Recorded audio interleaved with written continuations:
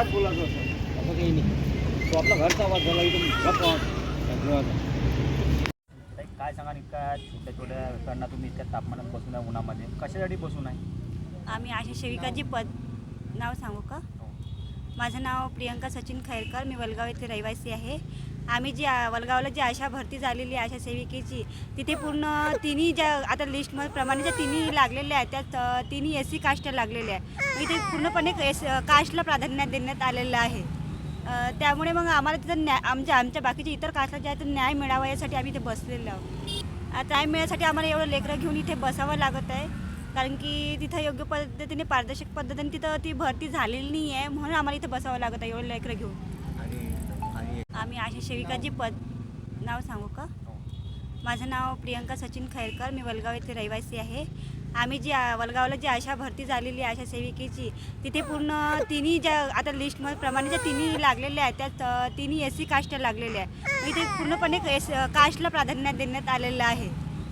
त्यामुळे मग आम्हाला तिथं आमच्या बाकीच्या इतर कास्टला ज्या आहेत न्याय मिळावा यासाठी आम्ही इथे बसलेलो आहोत. न्याय मिळण्यासाठी आम्हाला एवढं लेकरं घेऊन इथे बसावं लागत आहे, कारण की तिथं योग्य पद्धतीने पारदर्शक पद्धतीने तिथं ती भरती झालेली नाही आहे, म्हणून आम्हाला इथं बसावं लागत आहे एवढं लेकरं घेऊन. नाव दीपाली सूरज हजारे, आम्ही वलगाव येथील रहिवासी असून आम्ही आशा स्वयंसेविका या पदाच्या भरतीमध्ये झालेल्या घोटाळ्या प्रकरणी CO मॅडम तसेच वैद्यकीय अधिकाऱ्यांना माहिती दिल्या असता त्यांनी तिथे आम्हाला हेतुपरस्पर आमचे नावं असूनसुद्धा आम्हाला तिथे आमचे नावं अंतिम यादीमध्ये न लावता त्यांनी नवीन भरती घेऊन पुन्हा त्यांच्या म्हणण्याप्रमाणे त्यांना जे सदस्य पाहिजे होते ते सदस्य त्यांनी घेऊन आमचे नावं हेतुपरस्पर कट केले आहेत. त्याच्यामुळे आम्ही इथे उपोषणाकरिता बसलो आहे. आम्हाला तो न्याय मिळवून द्यावे हीच आमची मागणी आहे. आमची हेच मागणी आहे की आम्हाला योग्य तो न्याय द्यावा.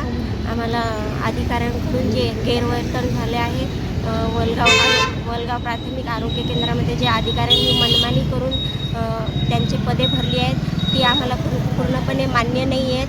तर त्यांनी ट्रान्सपरन्सी ठेवून पुन्हा भरती प्रक्रिया घ्यावी हेच आमचे म्हणणे आहे. तुमचे छोटे छोटे लेकरं इथे घेऊन एवढ्या उन्हात एवढ्या याच्यात बसलो आहे, याच्यासाठी बसलो आहे की आम्हाला न्याय मिळावा आणि आम्हाला योग्य तो न्याय आम्ही अधिकाऱ्यामार्फत आम्हाला मिळावा हीच आमची अपेक्षा आहे. त्याच्यामुळे आम्ही आमचे लहान लेकरं घेऊन बसलो आहे इथे.